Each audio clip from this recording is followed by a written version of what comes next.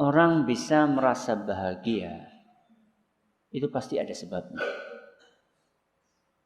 Sebaliknya, orang merasa susah juga ada sebabnya.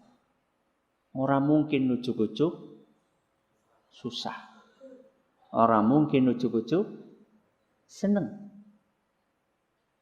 Kalau ada orang ketawa, kenapa sih guyu? Itu kan kalau nggak ada sebabnya malah marah sih. Guyu dewek gitu kan. Segala sesuatu itu ada apanya? Ada sebabnya. Orang bahagia karena dia meniti jalan yang mengantarkan kepada kebahagiaan. Sebaliknya orang susah karena dia mengikuti jalan yang mengantarkan kepada kesusahan. Yang jadi masalah, kalau kita sudah tahu ini jalan mengantarkan kepada kesusahan, kok masih nekat? Sudah tahu ini jalan, ujungnya susah. Membikin hati menjadi tidak tenang. Kok tetap nekat? Kuwi jenengane susah digawe dewek. Harusnya kalau kita tahu berdasarkan keterangan yang disampaikan dalam Al-Quran, berdasarkan keterangan yang disampaikan dalam hadis Nabi SAW, kalau kita tahu bahwa jalan ini akan mengantarkan kepada kegelisahan hati, akan mendatangkan kesempitan dalam batin, seharusnya kita nggak ikuti jalan tersebut. Salah satu nasihat yang disampaikan oleh Nabi kita Muhammad SAW dalam hadis yang diriwayatkan oleh Imam Muslim. Nasihat ini kalau kita praktekkan dalam kehidupan sehari-hari kita, niscaya kita akan mendapatkan kebahagiaan.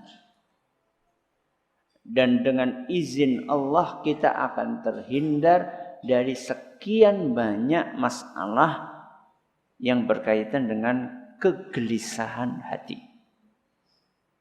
Yaitu apa yang disampaikan oleh Nabi kita Muhammad sallallahu alaihi wasallam dalam sabdanya, "Unzuru ila man asfala minkum." Lihatlah orang yang levelnya di bawah kalian. Lihatlah orang yang levelnya di bawah kalian. Wala tanzuru ila man huwa fawqakum. Dan jangan kalian melihat orang yang levelnya napa? Di atas kalian. Setelah menyampaikan nasihat seperti itu, baru kemudian Nabi kita sallallahu alaihi wasallam menyampaikan alasan kenapa kita disuruh melihat yang di bawah, bukan melihat yang di atas. Kata Nabi SAW, fahuwa ajdaru alla tazdiru ni'matallahi alaikum. Karena kalau kalian punya prinsip hidup seperti itu, napa wau? Melihat yang di bawah, bukan melihat yang di atas. Kalau kalian punya prinsip seperti itu, maka kalian tidak akan pernah meremehkan nikmat Allah. Apa buahnya? Tidak akan meremehkan nikmat Allah. Banyak orang susah hidupnya bukan karena sedikitnya nikmat yang Allah berikan kepada dia. Bukan. Orang sekarang banyak mengatakan, wah angel urip, gajinya kurang semendi. Lara-lara baik. Banyak orang mengeluh seperti itu. Sebenarnya bukan masalah sakitnya. Bukan masalah sedikitnya gaji, bukan. Yang menyebabkan adalah karena kita kurang bersyukur dengan apa yang Allah berikan kepada kita. Dan biasanya orang yang sulit bersyukur karena dia tidak mengamalkan hadis Nabi SAW tadi.